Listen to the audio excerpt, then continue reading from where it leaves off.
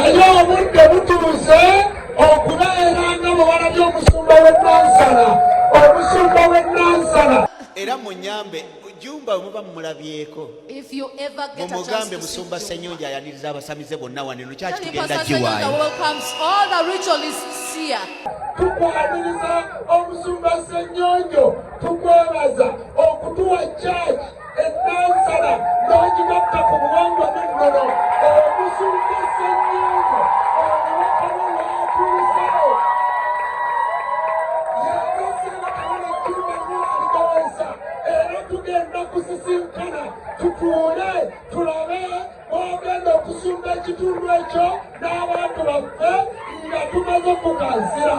Omusumba tukuyita mu ssinzizo ery'enzikiriza y'obuwangwa n'ennono, okansirwe, otukuzibwe, oyambale ebyambalo ebijja, kale tulyoke tutwale essinzizo eyo ekamisayo abantu bakubaleki.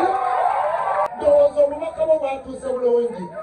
Omusumba Ssenyonja weebala okubanga mukulu Ssenyonja wasobola okutegeera amazima n'ossa abantu ku buwangwa bwabwe.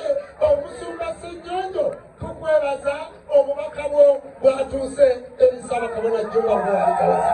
Mukikubira engalo omusumba Ssenyonja ekkanisa yakituwadde.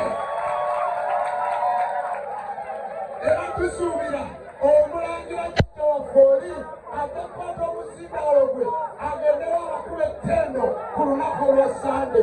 Katonda wa bajjajja abawe omukisa.